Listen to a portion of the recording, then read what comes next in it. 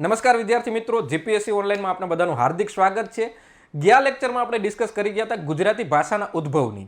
એના પહેલા લેક્ચર જે હતો એમાં આપણે ડિસ્કસ કરી ગયા હતા ભાષા, વાણી, બોલી, લેખન, લિપિ એટલે શું. આ બધા જ મુદ્દાઓની ચર્ચા કર્યા પછી આજે આપણે કંઈક ડિસ્કસ કરવાના છે અને એ મુદ્દો એટલે કે બોલી. ખૂબ જ મજા આવવાની છે, કારણ તો કે આપણે અલગ અલગ પ્રદેશની બોલી પણ હું તમને બોલીને સંભળાવવાનો છું, અને એના સિવાય બોલી છે એ આખી વસ્તુ એ કઈ રીતે ક્વેશ્ચન આવે એ પણ થોડીક વાત જોઈશું. તો ઘણીવાર છે ને અલગ અલગ પ્રદેશના શબ્દો પણ આવતા હોય કે આ કયા પ્રદેશનો શબ્દ છે સ્પેસિફિક, એવા પણ અત્યારે ગુજરાતીમાં પ્રશ્નો પૂછાવા લાગ્યા છે, એ આપણે જોવાના છે. તો એના માટે હું ઉદાહરણો આપતો રહીશ, ચિંતા કરતા નહીં. બોલી છે ને એ ખરેખર વસ્તુ એક પ્રદેશ પૂરતી સીમિત હોય, જેમ કે સૌરાષ્ટ્રમાં અલગ બોલાતી હોય, ઉત્તર ગુજરાતમાં અલગ બોલાતી હોય, દક્ષિણમાં અલગ બોલાતી હોય અને સુરતમાં અલગ બોલાતી હોય. આ કંઈક વસ્તુ છે ને એ બોલી છે, એમાં એની વિશેષતા છે. જ્યારે વાણી એ શું છે, શુદ્ધ સ્વરૂપ છે, અને બોલીમાં તળપદા શબ્દો આવે. કારણ તો કે આ છે ને એક નિમ્ન વર્ગ બોલે છે. નિમ્ન એટલે કંઈ એને ખરાબ નથી સમજવાનું, એને કંઈ નબળો નથી સમજવાનું, પણ એ જે ગ્રાઉન્ડ લેવલ સાથે સંકળાયેલ છે, ગ્રામીણ સંસ્કૃતિ સાથે સંકળાયેલ છે, અલ્પશક્તિ વર્ગ છે, મજૂર વર્ગ છે, ખેડૂત વર્ગ છે, અને સાથે સાથે કોઈ છે એ એક પ્રકારની અલગ સંસ્કૃતિ સાથે સંકળાયેલ અલગ અલગ જ્ઞાતિઓ છે. આ બધામાં ક્યાંક બોલીઓ જોવા મળતી હોય છે. જેમ કે હું ખુદ જ એક એવા અલ્પશક્તિ વર્ગની અંદરથી આવું છું, મતલબ કે એવી ગ્રામીણ સંસ્કૃતિથી આવું છું કે મારા શબ્દોમાં પણ ક્યાંક ને ક્યાંક છે એ અમારી બોલીની કંઈક વસ્તુ એક પ્રકારની છાંટ રહી જતી હોય છે. અમુક શબ્દો એવા આવી જતા હોય છે. તો એ કંઈ ખોટું નથી, ખરાબ નથી, વૈવિધ્યતા છે આપણા દેશની, આપણા ગુજરાતની. તો ચલો આગળ જોઈએ. આપણે પહેલો જ જે મુદ્દો છે ને એ છે આપણી સૌરાષ્ટ્ર પંથકની અંદર બોલાતી સૌરાષ્ટ્રી. હવે સૌરાષ્ટ્રીમાં પણ પ્રકાર પડશે. કઈ રીતે? તો કે જો તમે સોરઠમાં જાઓ, સોરઠ કહેતા જુનાગઢ, કે જે પહેલા જુનાગઢ કહેવાતું, પહેલા જે સોરઠ કહેવાતું એ હાલમાં જુનાગઢ કહેવાય છે. એટલા માટે, અને જુનાગઢ કરતાં પણ છે ને જૂના સમયની અંદર જાઓ અને જુનાગઢના કોઈ ગામડામાં જઈને પૂછો કે જુનાગઢ જાઉં, તો એ જુનાગઢ નથી કહેતા, એ તો જુનેગઢ જાઉં એમ કહે છે. જુનેગઢ, જૂનોગઢ એટલે એના ઉપરથી આ શબ્દ છે કંઈક. તો સોરઠ તો ત્યાં બોલાય સોરઠી, જામનગર ત્યાં બોલાય જામનગર એટલે હાલાર, તો ત્યાં બોલાય હાલારી, સુરેન્દ્રનગર એટલે ઝાલાવાડ, ત્યાં બોલાય એ ઝાલાવાડી, ભાવનગર એટલે ગોહિલવાડ, ત્યાં બોલાય ગોહિલવાડી. આ તો ખાલી સિમ્પલ રીતે ડિફરન્ટ મેં કહી દીધા. અને આ જે હાલારી છે ને એમાં અમુક શબ્દો કચ્છીના પણ આવશે. કેમ? તો કે જામનગર છે, એમના જે રાજાએ જામનગરની સ્થાપના કરી એ ક્યાંથી અલગ થઈને, તો કે મૂળ કચ્છના હતા અને ત્યાંથી સ્થળાંતર કરી અને નવાનગરની સ્થાપના કરે છે. નવાનગર એટલે કે હાલનું જામનગર. તો એટલા માટે ક્યાંક ક્યાંક થોડાક શબ્દો છે ને એ કચ્છીના ત્યાં જોવા મળે છે. આખા નહીં પણ અમુક પ્રકારના એવા, એટલે આઈડિયા આવે. આગળ જોઈએ. અને તમામ બોલી તમારે એવું નથી કે ગોહિલવાડી ને ઝાલાવાડી ને બધાના શબ્દો કરવાની જરૂર નથી. હા, ઉત્તર ગુજરાત છે, પછી દક્ષિણ ગુજરાત છે, સુરતી છે, સૌરાષ્ટ્રી છે, આ બધામાં ક્યાંક ક્યાંક થોડીક તમને ખબર હોવી જોઈએ. બાકી વધારે પડતું કંઈ એમાં રિસર્ચ કરવાની જરૂર નથી, પણ તમને નોર્મલ વસ્તુ આઈડિયા આવવો જોઈએ. ઉત્તર ગુજરાતમાં જે ભાષા બોલાય છે ઉત્તર ગુજરાતી તરીકે નથી ઓળખાતી, તો એ પટણી બોલી તરીકે ઓળખાય છે. કદાચ પાટણ છે એ નજીકમાં હોવાના કારણે પટણી બોલી કહેવાય છે, કે એનું કંઈ કહી શકાય એમ છે નહીં, કંઈ એવો આધારભૂત સ્ત્રોત નથી, પણ ઘણા લોકો એવું કહે છે કે પાટણના ઉપરથી પટણી શબ્દ નામ આવ્યું હશે.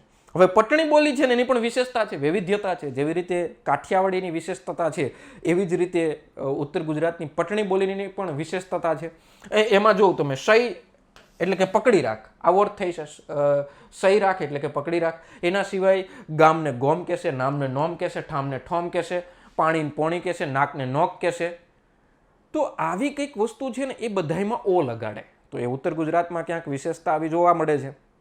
તમે કોઈને એડ્રેસ પૂછો કે આ એડ્રેસ ઉપર મારે જવું છે, તો એવું કહેશે કે નોકની ડોંડિયન ડોંડે હેડે જાઓ, એટલે હેડે જાઓ એટલે કે ચાલતા જાઓ એમ. નોકની ડોંડિયન ડોંડિયા એટલે કે નાકની જે દાંડી હોય ને એ બરાબર જ એમ, એટલે સીધે સીધા એમ. તો આવી રીતે વસ્તુ કહેશે.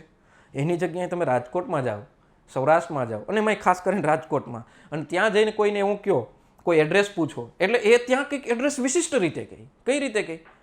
કે સામે સીધે સીધા વયા જાઓ અને સામે આ જે રોડ ભટકાય ને ત્યાંથી ડાબી બાજુ લેજો, એટલે તમને રાજકોટમાં જઈને પહેલી વાર ખબર પડે કે રોડ પણ છે ને ભટકાય છે. ખરેખર એવું કંઈ ભટકાતું હોય નહીં. એનો મતલબ એવો કે સામે બીજો જે રસ્તો આવે મળે ત્યાંથી ડાબી બાજુ જવાનું છે. પણ શું કહે રાજકોટમાં કે સામે સીધે સીધા વયા જાઓ અને સામે રોડ ભટકાય ત્યાંથી ડાબી બાજુ લેવાની. આ ભટકાવાના રોડની કંઈક છે ને શોધે રાજકોટમાં થઈ છે. એટલે આ શબ્દોની કંઈક વિશેષતા છે. હવે આપણે જોઈએ પટણી બોલી. પટણી બોલીના શબ્દો તો આપણે આગળ જોવાના છે, અલગ જે વિશેષ શબ્દો છે. એની પહેલાં થોડીક મારે વાત કરવી છે કે એકાદ છે ને ફકરો તમને બોલીને સંભળાવું પટણી બોલીનું, એટલે તમને આઈડિયા આવે કે ઉત્તર ગુજરાતમાં કેવા શબ્દો, કેવા ઉચ્ચાર.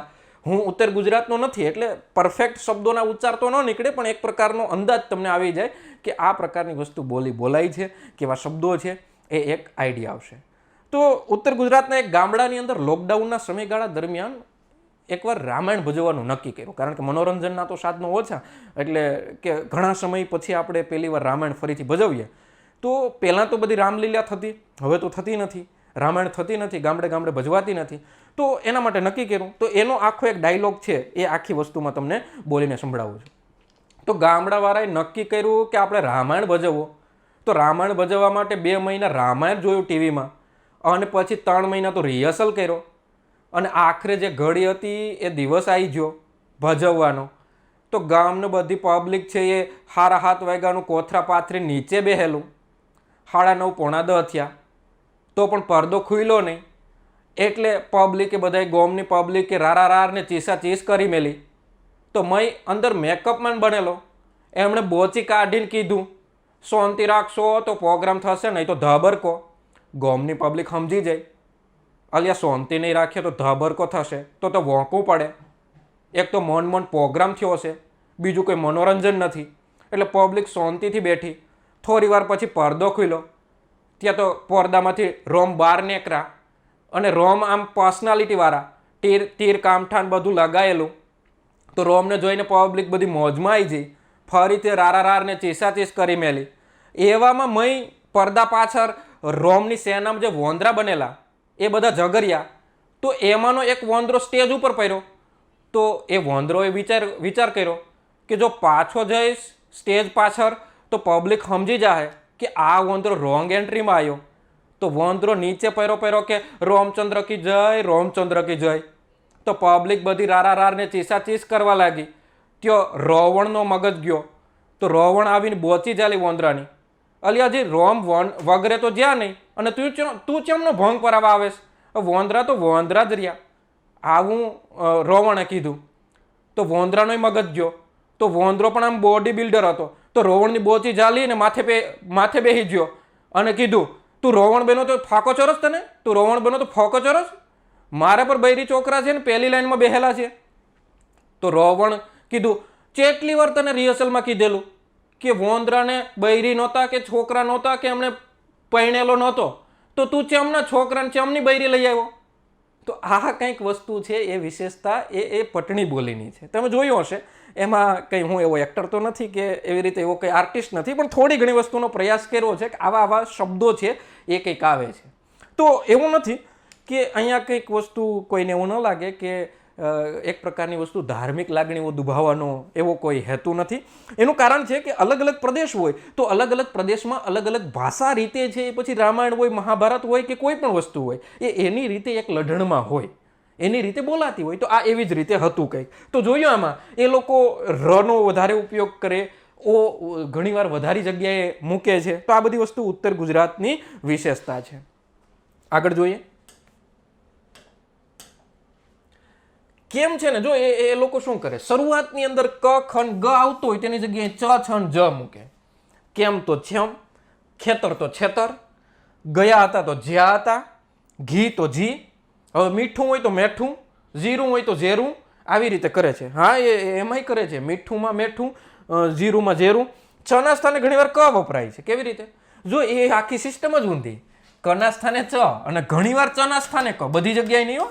જેમ કે વેચવું હોય તો વેકવું બોલે કે આ ફ્લેટ વેચાઈ ગયો એટલે વેચાઈ ગયો એમ. તો ચની જગ્યાએ ક આવે, કની જગ્યાએ ચ આવે. આવી કંઈક વસ્તુ ભાષાની વિવિધતા છે, અને આ જ એની મજા છે. પછી છોડી મેલ, આ એના કંઈક વિશિષ્ટ શબ્દો છે ઉત્તર ગુજરાતના. અહીંયા સંસ્કૃતિની વાત નથી કરતા, બાકી સનેડાની વાત પણ કરે, પણ અહીંયા સંસ્કૃતિ નથી લેતા. ચલો આગળ છે મધ્ય ગુજરાતી. મધ્ય ગુજરાતીની અંદર ઈ ને ઉનું છે ને એ રસ્વ ઉચ્ચારણ સંભળાય. એટલે ઈ ને ઉ સંભળાય જ નહીં. આમ તો હું નિશાળે જાઉં છું, આપણે આવી રીતે બોલીએ એટલે શુદ્ધ ભાષામાં. અને જ્યારે દક્ષિણ ગુજરાતની અંદર અહીંયા આ ની છે ને ને સમજાય. હું નિહાળે, જો શનો હ થઈ ગયું, નીનું ને થઈ ગયું, અને આ જાઉં છું એમાં આ ઉ અહીંયા દેખાતો જ નથી, કારણ કે હ્રસ્વ, તો એ હસ્વ ઉચ્ચારણ હશે એટલે ત્યાં શું થશે કે તમને સંભળાશે નહીં. એમ હું જા છું, ઉ નહીં સંભળાય, ખાલી છે સંભળાય. હું નિશાળે જા છે એમ, એવી રીતે. પછી પીપળો આપણે કહીએ તો એ લોકો પેપરો, આ દક્ષિણ ગુજરાતમાં બોલાય છે. એના સિવાય દક્ષિણ ગુજરાતની અંદર બીજી જે વિશિષ્ટતા છે એ કંઈક આપણે આગળ જોઈએ. ગમ એટલે બાજુ. હવે એ પાછી વસ્તુ છે ને, સૌરાષ્ટ્રમાં તમે જાઓ ને કોઈને એમ કહો ને કે તને ગમ નથી પડતી, એટલે કે તને ભાન નથી પડતી. ગમ એટલે કે ભાન, એટલે બુદ્ધિ, આ ટાઈપની વસ્તુનો અર્થ સૌરાષ્ટ્રમાં લઈ. જ્યારે તમે મધ્ય ગુજરાતમાં જાઓ તો ગમ એટલે બાજુ કે, અગાડી એટલે આગળ, બુહલું એટલે ધોકો, જેમણા એટલે છાણા, ધાગડી એટલે ગોદડી, સફુરિયું. સફુરિયું એટલે તમને મનમાં હોય કે આવડી તો શું હશે સફુરિયું, કંઈક હશે એમ, પણ સફુરિયું એટલે તપેલી, સાન એટલે થાળી, વઢવું એટલે લડવું. આ બધી કંઈક વિશિષ્ટતા છે એ મધ્ય ગુજરાતની બોલીના છે. મધ્ય ગુજરાત ખાસ યાદ રાખજો. મધ્ય ગુજરાત એટલે એમાં આણંદ છે, ખેડા છે, આ બધા જિલ્લાઓનો સમાવેશ આપણે કરી શકીએ. ચલો આગળ જોઈએ. સુરતી બોલી. સાહેબ કે તમે ઉત્તર ગુજરાતીની થોડી ઘણી વસ્તુ ઝલક આપી, એમ સુરતીની આપો ને. ના, સુરતી છે ને અમુક મર્યાદાઓ છે. સુરતી બોલી એ બોલવી શક્ય નથી, કારણ તમને ખ્યાલ છે. હવાકો એટલે પૈસો, એના થોડાક શબ્દો જોઈએ. પોયરો એટલે છોકરો, બી એટલે પણ, મારે બી આવવું છે એમ, તો એટલે પણ એમ, મારે પણ. આફા એટલે આ બાજુ, તીફા એટલે તે બાજુ, ઉતો એટલે હતો, સુરત એટલે સુરત. જો તની જગ્યાએ ટ વાપરે, દની જગ્યાએ ડ વાપરે, 15નું પંદર કરે, ત્યાંનું ટા કરે, તકિયોનું ટક્યો કરે, બધાનું બહડા. આ છે ને ક્યાંક ક્યાંક તમને એવું લાગશે કે જે પારસીઓ બોલે ને એની થોડીક વસ્તુ એ ઝલક એમાં છે. કર્યુંનું કર્યું, ગયેલોનું ગયેલો, સળગ્યુંનું સળગ્યું, શું કરે છે એનું શું કરે છે. તો આ છે વિશેષતા કંઈક સુરતી બોલીની છે. હવે આપણે આવી જાય ને એક આપણો મોટો વિસ્તાર એટલે કે કચ્છ. ગુજરાતની અંદર સૌથી વિસ્તારની દ્રષ્ટિએ મોટો જિલ્લો છે, એને વૈવિધ્યતા પણ સૌથી વધારે પડતી કચ્છમાં છે. તો એક કચ્છી ભાષા છે. કચ્છી છે ને ખરેખર તો વસ્તુ ભાષા નથી, બોલી છે, પણ મોટા વિસ્તારમાં બોલાય છે એટલે આપણે ઘણીવાર ભાષા કહેવા લાગીએ. તો કચ્છી છે એ કઈ ભાષાને મળતી આવે છે તો કે સિંધી, કે જે પાકિસ્તાનના સિંધ પ્રાંતમાં બોલતા લોકો, એ ભાષા એટલે કે સિંધી, એ સિંધીને મળતી આવતી છે કચ્છી. અને કચ્છીને લિપિ નથી. તો એના એકાદ બે એક્ઝામ્પલ કહું છું તમને કે કચ્છી પણ મહત્વની વસ્તુ છે ને એ મોટા ભાગે છે ને એ પુરુષવાચક શબ્દો પણ વધારે પડતો વાપરે છે. બીજો એક એક્ઝામ્પલ છે, આકાશ કે ચૈડિયો કે હેત્રો અભિમાન ન કરે, ચંદર જો હમ શકલ મુંહ વટે બી આય. ફરીથી રિપીટ કરી દઉં એકવાર. આકાશ કે ચૈડિયો કે હેત્રો અભિમાન ન કરે, આકાશ કે ચૈડિયો કે હેત્રો અભિમાન ન કરે, ચંદર જો હમ શકલ મુંહ વાટે બી આય. એટલે કહેવાનું એમ છે કે આકાશને કહી દો કે બહુ અભિમાન ન કરે, ચંદ્રનો હમશકલ મારી પાસે પણ છે એમ. એટલે આ કંઈક વસ્તુ છે એ એક કોઈ લેખક હશે, પ્રેમી લેખક, એમણે લખેલું વાક્ય એના જેવું છે. તો આ કચ્છી છે. આમાં આઈડિયા આવ્યો હશે તમને કે કેવા કેવા શબ્દો એમાં વપરાય. પછી કચ્છની થોડીક વસ્તુની વાત કરીએ તો આપણે એવું કહીએ કે મારે એક પેન જોઈએ છે અથવા તો જરૂર છે, આ શબ્દો. અને એ લોકો છે ને ખપે શબ્દ વાપરશે કે મને પેન ન ખપે એમ, એટલે કે મને પેન ન જોઈએ એમ. આવો એક શબ્દ ખપે.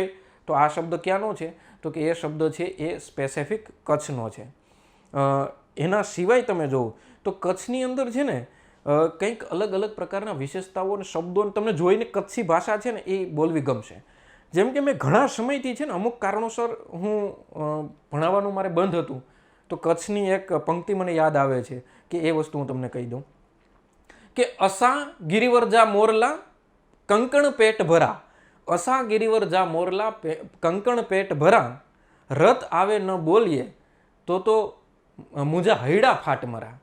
એટલે અર્થ એવો છે અહીંયા કે એક મોર એવું કહે છે કે અમે મોરની જાતિ છીએ, કાંકરાથી કાંકરીથી પેટ ભરીને પણ જીવી લઈએ, પણ જ્યારે ઋતુ આવે અને ન બોલીએ તો અમારું જે હૃદય છે ને એ ફાટીને અમે મરી જઈએ. ખ્યાલ આવે છે? એટલે આ કોઈ કવિ છે, કોઈ લેખક છે, કોઈ વક્તા છે, એ ઘણા સમય સુધી વસ્તુ માની લો કે બોલે નહીં, કંઈ એવી રીતે વસ્તુ કરે નહીં, તો એના માટે આ વાપરી શકાય કે અસા ગિરિવર જા મોરલા કંકણ પેટ ભરા, રત આવે ન બોલીએ તો અસા હૈડા ફાટ મરા. તો આ કંઈક વસ્તુ શબ્દ છે એ કચ્છીના શબ્દો છે. આગળ જોઈએ. સામાજિક ભાષા અંતર. સામાજિક ભાષા અંતર એટલે જો ઘણી વસ્તુ આવશે. સામાજિક ભાષા અંતર લેવાનું છે, પછી સ્લેંગ લેવાનું છે, નિષિદ્ધ પ્રયોગ લેવાનું છે. આ કંઈક તમને માહિતી હોવી જોઈએ ને. એમાં 10-15 મિનિટની વાર લાગે એવું નહીં વિચારવાનું. તમને ઘણા શબ્દો પણ જાણવા મળશે. અને આ એક ટ્રેન્ડ આવ્યો છે અત્યારે અલગ અલગ વસ્તુમાં, એટલે હું અત્યારે કરાવું છું. બાકી શબ્દ ભંડોળમાં આગળ આપણે અલગ રીતે બધી અલગ અલગ પ્રદેશના શબ્દો જોવાના છે, તળપદા શબ્દો જોવાના છે. એટલે ચિંતા કરતા નહીં, ઘણા બધા વિડીયોઝ આપણા આવશે. પણ અહીંયા ખાલી આપણે સમજવાનો પ્રયાસ કરીએ છીએ.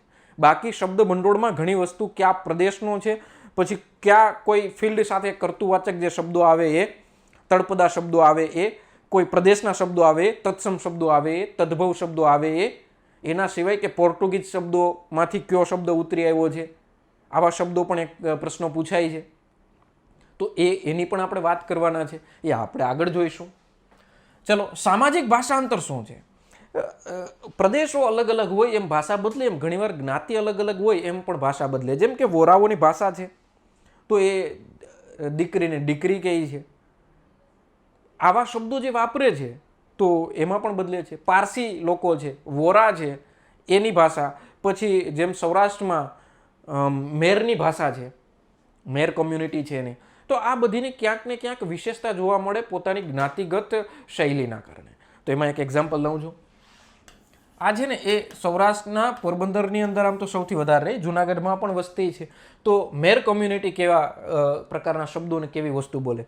જો એ લોકોની એક વિશેષતા છે કે કદાચ હવે તો ધીરે ધીરે બદલાવ આવવા લાગ્યો, અને એ કંઈ બદલાવની જરૂર પણ નથી, પણ આ તો સમય બદલે એમ બીજા લોકો સાથે હળી મળી અને ભાષા બદલાતી જાય. બાકી મેર કોમ્યુનિટીમાં એક વિશેષતા છે કે કોઈ પણ વ્યક્તિ હોય, નાનો હોય, મોટો હોય, કે ગમે તે હોય, કે ગમે તે પદ ઉપર હોય, એ બધાને તુકારે જ બોલાવે. એવું નથી કે એનામાં તોછડાય છે, પણ એના શબ્દો એવા છે, એની ભાષા જે છે એ તમને કંઈ તુકારે બોલાવે એટલે તમને તમારું અપમાન કરે એવું નથી, પણ એની ભાષા એવી છે. એ એક વિશેષતા છે, એ વૈવિધ્યતા છે, અને એ સારું છે. એક શબ્દો લીધા છે, તુણી મારે હારે મજા નહોતી આવતી. જો એ નતી ને નહોતી કે તુણી, તને ને તુણી કે તુણી મારે હારે એટલે મારી સાથે મજા નહોતી આવતી. હેવ મણી નથી આવતી. હેવ એટલે હવે, હેવ મણી એટલે મને, નઈથ એટલે નથી આવતી. તો આવા કંઈક વસ્તુ, આ બધા વાક્યો મેં બનાવેલા છે એટલે કોઈ એવું ન લેતા. ચલો, હાધેમણું જાઉં. હવે આપણે એના માટે સ્પેસિફિક વપરાય. હાધેમણું જાઉં એટલે કે ક્યાં જવું. એના સિવાય પણ બીજું એક વાક્ય વાપરી શકાય. તારે ક્યાં જવું? તારે હાધેમણું જવું. આ બધા શબ્દો એવું પૂછે કે તમારે ક્યાં જવું છે. આ મેર કોમ્યુનિટીના શબ્દો છે, ગુજરાતી જ છે, પણ એમાં થોડોક ખાલી ફેરફાર હોય. બીજું એક વાક્ય લખ્યું, બાપા તુણી મેં કેટલી વાર કીધું તું કે આ ન કરાય. બાપા તુણી મેં કેટલી વાર, જો એ ફાધરને બાપા શબ્દ તરીકે વાપરે, અને એને પણ તુણી એટલે તને જ, એમ જ, તમને નહીં, તને જ તરીકે વાપરે. બાપા તુણી મેં કેટલી વાર કીધું તું કે આ ન કરાય, એટલે કે પપ્પા મેં તમને કેટલી વાર કીધું તું કે આ ન કરાય. આ શબ્દમાં અર્થ છે. બાપા તું કાં ગોતો, એટલે કે બાપા તું ક્યાં ગયો હતો. પણ ખરેખર વસ્તુ એ લોકો એવી રીતે બોલે, બાકી એનો અર્થ, એનું સન્માન, એની રિસ્પેક્ટ એ જ રીતે હોય છે. પણ આ એની ખાલી લેંગ્વેજ છે. કાં ગોતો, કિમણો ગોતો, હાધેમણો ગોતો, આ શબ્દો પણ એમાં આવશે. કિમણો ગોતો એટલે ક્યાં ગયા હતા, એ જ અર્થમાં કંઈક વસ્તુ વપરાય છે. તો આ હતી એક મેર કોમ્યુનિટીની ભાષા. એ વસ્તુ તમે જોઈ. હવે થોડોક એક બીજો તમને એક એક્સપિરિયન્સ પણ શેર કરું. અને એક વસ્તુની ભાષા છે એ તમે ખાલી સાંભળવાનો પ્રયાસ કરજો એટલે તમને ખ્યાલ આવે કે બીજી એક કોમ્યુનિટીની ભાષા હું બોલું છું, કે પતિ પત્ની છે, અને એને બેયને સૌરાષ્ટ્ર પંથકની એક કોમ્યુનિટીના હું શબ્દો થોડાક બોલું છું. નામ નથી આપતો, મારી જ કોમ્યુનિટી છે. ઘણા સમજી જશે, ઘણા નહીં સમજે. તો બને છે એવું કે બે પતિ પત્ની છે ને બહાર જવાનું છે કોઈક પ્રસંગમાં, અને જે હસબન્ડ છે થોડોક લેટ આવે છે. તો હવે એ કઈ રીતે વસ્તુની ભાષા વાપરશે એ એક આખું ઉદાહરણ આપું. પ્રસંગમાં જવાનું છે, હસબન્ડ લેટ આવે છે, એટલે વાઇફ છે ક્યારની એને બોલાવે છે, અને એ ક્યાંક બેસી ગયો છે. ઘણીવાર કોઈને બોલાવવા માટે મોકલે છે, અને પછી માંડ છેલ્લે આવે છે. તો એવા સમયે જ્યારે હસબન્ડ એન્ટ્રી કરે છે ઘરમાં, એટલે સીધી વસ્તુ એની વાઇફ છે એ કહે છે કે તમને ભાન નથી પડતી, ક્યારની હું તમને બરકતી હતી, તમે ગમે ત્યાં હું એન્ડ કરવા બેસી જાઓ છો, જ્યાં હોય ત્યાં મોડા પૂગીને વર્તાઈ આવો જેવા હોય એવા. આ એક ગુસ્સામાં બોલે છે, એ જ વસ્તુ ભાવથી હું તમને રજૂ કરવાની ટ્રાય કરું છું. અને પછી કહે છે કે આ હું ધોરા લુગડા પહેરીને બેઠા, ત્યાં આપણે કાંઈને નથી જવાનું, ત્યાં આપણે હકપણમાં જવાનું છે. તો આવી રીતે વસ્તુ શબ્દો વાપરા. જો એમાં ઘણા એવા શબ્દો આવ્યા કે લુગડા અને ધોરા, ધોરા એટલે સફેદ, લુગડા એટલે કપડાં, એવી રીતે શબ્દો વાપરા. તો આ કંઈક વસ્તુ છે એ એની વિશેષતા તરીકે. એટલે પછી પહેલાં એ કીધું, પેલો કહે છે કે એ તારા કાકાની છોકરી જે મોટી છે એના જ હકપણમાં જવાનું છે ને. તો ઓલી કહે છે, એની જે વાઇફ છે એ, કે નહીં હવે એ તો કંઈ નહીં દેવાઈ ગઈ, એ નહીં એનાથી હાવરી છે એ. તો અહીંયા જોયું, ચ છે એ બધાય ચની જગ્યાએ સ જ આવે, એના સિવાય નાની છે એની જગ્યાએ શબ્દ વાપરો હાવરી છે. તો આ એક કમ્યુનિટી બેઝડ વસ્તુ, એક એક્ઝામ્પલ આપ્યું. તો આવી રીતે વસ્તુ શબ્દો વાપરવામાં આવે છે. તો એ સામાજિક ભાષાંતર છે. કમ્યુનિટી બદલે એટલે શું થશે, એમાં કંઈક અંતર આવશે. ગુજરાતીની ગુજરાતી જ, પણ બોલીમાં કંઈક વસ્તુ ડિફરન્ટ આવશે. સ્લેંગ. સ્લેંગ એટલે શું? સ્લેંગ એટલે છે ને ઉપશિષ્ટ ભાષા કહેવામાં આવે. કેવી ભાષા? ઉપશિષ્ટ. ઉપશિષ્ટ એટલે કે સ્પેસિફિક લોકો બોલતા હોય, નાનું છે ને ભવિષ્ય ટૂંકું હોય. મતલબ કે ઘણીવાર વિદ્યાર્થીઓ બોલે, ઘણીવાર રમતગમતના શોખીનો બોલે. સાહેબ કે ઉદાહરણ આપો. વિદ્યાર્થીઓ કહેતા હોય ને, કોઈ વિદ્યાર્થીને સમજાય નહીં તો આને ટ્યુબલાઇટ નથી થતી. શું કહીએ આપણે? આને ટ્યુબલાઇટ મોડી થાય છે, એટલે કે આને મોડી ખબર પડે છે, સમજાતું નથી, કહેવાનું એમ છે. અથવા તો આને ટપ્પો નથી પડતો. તો આ સ્લેંગ છે. રમતગમતના શોખીનો જે જુગાર રમતા હોય ને એને ખબર હશે. એવું કે મારું બિલિંગ છે. હવે આ જે જુગાર રમતું હોય ને, એટલે હું રમતો નથી હો, મેં શબ્દો કોઈની પાસેથી પૂછેલા છે. તો શું શબ્દ આવે? કે જે અમારા કેમેરામેન છે એમની પાસેથી જ પૂછેલા છે કે રમતગમતના શોખીનોમાં આમાં કયા શબ્દ વાપરે. તો કયો શબ્દ આવશે? બિલિંગ. કે મારું બિલિંગ છે. બિલિંગ એટલે કે બ્લાઇન્ડમાં જે હાલે ને એને બિલિંગ કહેવાય. તો આ રમતગમતના શોખીનને ખબર પડે. જુગારીઓ, રમતગમતના શોખીનો, એટલે કે એ આ મેં રમત પેલી લીધી, બાકી ખરેખર વસ્તુ જુગારીઓ છે એ શબ્દ વાપરવો જોઈએ. એના સિવાય એક રખડુઓ છે, ગુનેગારો છે. જેમ કે ગુનેગારો શબ્દ વાપરે બકરો. એક બકરો મારા હાથમાં આવ્યો, અથવા તો એક બોકડો મારા હાથમાં આવ્યો, એટલે શિકાર. એના સિવાય કે એક બકરો હાથમાં આવ્યો, એમની પાસેથી એક પેટી લેવાની છે, એક ખોખું લેવાનું છે. તો પેટી, ખોખું એ લાખ અને કરોડની વાત છે. પણ જો એ કંઈક ઉપશિષ્ટ ભાષા છે. કેવી ભાષા છે? સ્લેંગ છે. મતલબ કે એના અર્થ છે એ અમુક લોકો જ સમજી શકે, બાકી બીજાને ન ખબર પડે. ટૂંકમાં કોડવર્ડની જેમ બોલાતા શબ્દો છે એ ઘણામાં હોય છે. પછી બીજું શું હોય કે યુવા વર્ગ છે ને આનો ઉપયોગ કરતો હોય. જેમ કે સમય બદલો તો અત્યારે એક વસ્તુ બદલી ને એ શું છે, તો કે હાલમાં છે ને એક મીમ્સની નવી દુનિયા આવી છે. તો મીમ્સમાં જે અમુક શબ્દો જે વાયરલ થાય, કોઈ મૂવીના કારણે, કોઈ ઘટનાના કારણે, આ બધી વસ્તુ છે એ ખરેખર વસ્તુ કઈ છે, તો કે એ યુવા વર્ગ છે ને એને પકડી લે, એ ફેરફારને, અને એ શબ્દો છે એ બોલવા લાગે. તો વસ્તુ એને કહેવાય સ્લેંગ. જેમ કે માની લો કે મારી પાસે ફોન હોય એમઆઈનો, તો પછી યુવા વર્ગ કઈ રીતે વસ્તુ બોલે? માની લો કે હું ક્લાસમાં એન્ટર થઉં, મારી પાસે એમઆઈનો ફોન છે, તો વિદ્યાર્થીઓ હું કે સાહેબ એમઆઈનો ફોન, આ તો હાવ હલકો ફોન કહેવાય. ખ્યાલ આવે? એટલે સમજવાવાળા સમજી ગયા હશે. હલકા ફોન ઉપરથી, આ તો હલકી કંપની છે એમઆઈ. એટલે એ કંઈક ને કંઈક ગુજરાતમાં જે હમણાં ફેમસ થયું હતું રેકોર્ડિંગ, એના ઉપરથી એ તો આ સ્લેંગ છે. પછી અમુક વેબ સિરીઝ, મૂવી, એના ડાયલોગ ઉપરથી ગજબ બેઇઝ્જતી હે, તો આ છે એ પણ સ્લેંગ છે. એનું ભવિષ્ય ટૂંકું હોય, અમુક વર્ષો સુધી રહી જાય, અને અમુક ક્યારેક આવતા જાય, જતા જાય, આવતા જાય, જતા જાય, એવું થતું રહે. એ ભી ઠીક હે.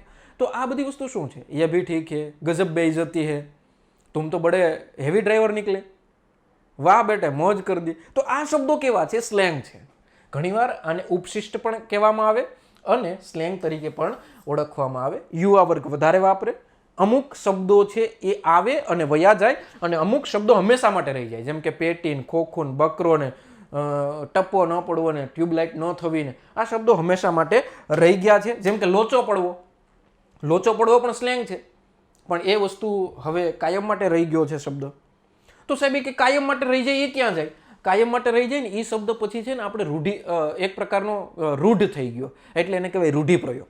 ખ્યાલ આવે છે? બીજું કંઈ અઘરું છે નહીં આમાં. નિષિદ્ધ પ્રયોગ. જેવી રીતે રૂઢિપ્રયોગ હોય, સ્લેંગ અમુક સમય માટે આવ્યો ને પછી હંમેશા માટે રહી ગયું તો રૂઢિપ્રયોગમાં આવી ગયું. પણ નિષિદ્ધ પ્રયોગ, નિષિદ્ધ પ્રયોગ એટલે શું? એક એક્ઝામ્પલ આપો. તમે સાંભળ્યું હશે કે અમુક લોકો એવું કે પહેલાં છે ને આપણે ટોયલેટને પહેલાં શબ્દ વાપરવામાં આવતો પેશાબખાના, કે મારે પેશાબખાનામાં જવું, કેવું લાગે વિચિત્ર. એટલે લોકોએ પછી ગમતું નહીં એ શબ્દ, એટલે પેશાબખાનાનું ટોયલેટ કરી નાખ્યું. મારે ટોયલેટ જવું એટલે સારું લાગે. પછી શું થયું ખબર છે, એ શબ્દ પણ આમ ખરાબ લાગવા લાગે. એટલે ખરાબ લાગે ને એટલે એનો બીજો વિકલ્પ આવે. એટલે ટોયલેટમાંથી પછી ઘણા બીજો શબ્દ વાપરતા, લેટ્રિન, એના સિવાય પછી હવે બીજો શબ્દ વાપરવા લાગ્યા. અને એ પછી શબ્દ કયો આવ્યો, હવે એ બધા ખરાબ લાગે છે. ટોયલેટ ખરાબ લાગે, પેશાબખાનું ખરાબ લાગે. એટલે હવે આપણે શબ્દ વાપરીએ છીએ, મારે વોશરૂમ જવું છે. ઓહો, વોશરૂમ એટલે તો આમ કેવું, એમ કંઈક હશે, એમ ખ્યાલ આવે છે. તો આ નિષિદ્ધ પ્રયોગ છે કે કંઈક ખરાબ લાગતું હોય તો એની સારી વસ્તુના વિકલ્પ માટે. વેપારીઓ છે ને એ કોઈ દિવસ બારસ નહીં કહે. બારસ એટલે એની જગ્યાએ શું વાપરે, 11:30 આ તિથિનો ઉપયોગ કરશે. બારસને એ અપશુકન માને છે, મૃત્યુ.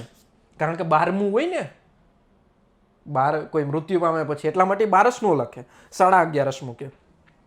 મૃત્યુ પામવું એ ખરાબ લાગે એટલા માટે પહેલા મૃત્યુની જગ્યાએ પછી વાપરવામાં આવતું ઓફ થઈ ગયા, આવો શબ્દ વાપરવામાં આવતો. દેવલોક પામવું, આવો શબ્દ વાપરવામાં આવે.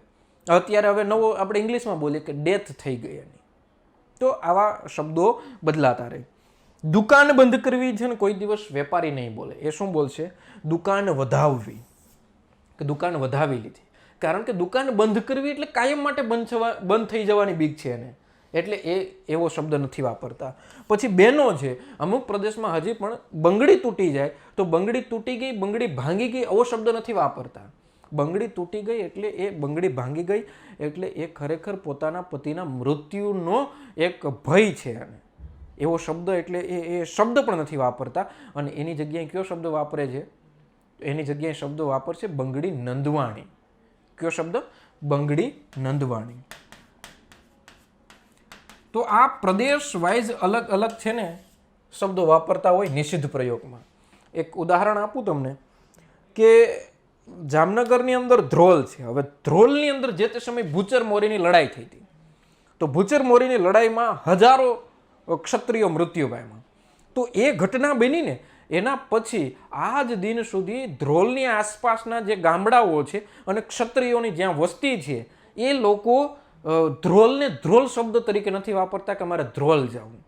ભૂચર મોરી કારણ કે ધ્રોલની નજીકમાં છે તો એને ધ્રોલ જવું હોય તો શબ્દ વાપરે છે કે સામે કાંઠે જવું. કારણ તો કે ધ્રોલ શબ્દ વાપરવો ને એ પણ એને અપશુકન માને છે. આ જેને ખ્યાલ હશે ને ખબર હશે, ધ્રોલ શબ્દ નથી વાપરતા, સામે કાંઠે જવું છે, અથવા તો તળપદા ભાષામાં કે સામે કાંઠે જવું છે. નિષિદ્ધ પ્રયોગ એટલે કે કોઈ શબ્દ વાપરવામાં અપશુકન છે, ગમતો નથી અથવા તો ખરાબ લાગે છે, તો એની જગ્યાએ બીજો શબ્દ વાપરવો એને કહેવાય નિષિદ્ધ પ્રયોગ. આઈ હોપ કે હવે તમને ખ્યાલ આવી ગયો હશે કે સ્લેંગ કોને કહેવાય, નિષિદ્ધ પ્રયોગ કોને કહેવાય ને સામાજિક ભાષાંતરમાં શું હોય, ઉત્તર ગુજરાતીમાં શું છે, દક્ષિણ ગુજરાતમાં શું છે, સુરતી ભાષામાં શું છે, સૌરાષ્ટ્રીના પ્રકારમાં કઈ રીતે વસ્તુ અલગ છે. આ ખાલી બોલીઓ, સ્લેંગ, આ બધી વસ્તુ ખાલી મુદ્દાઓ જોઈ લીધા. અને આમાં એટલી મિનિટમાં તમને આઈડિયા આવી ગયો હશે કે શું કહેવા માગે. પછી જે ભાષા ભંડોળના શબ્દ ભંડોળ છે, તળપદા શબ્દો છે, આ બધી વસ્તુ આપણે લેતા રહીશું આગળના વિડીયોઝમાં. ઘણા બધા જ વિડીયોઝ આપણે આવવાના છે. ખાલી તમે સ્ટે ટ્યુનેડ રહ્યો, અમારી સાથે જોડાયેલા રહ્યો, એટલે તમને બધી જ વસ્તુ ક્લિયર થઈ જશે. થેન્ક યુ, આભાર.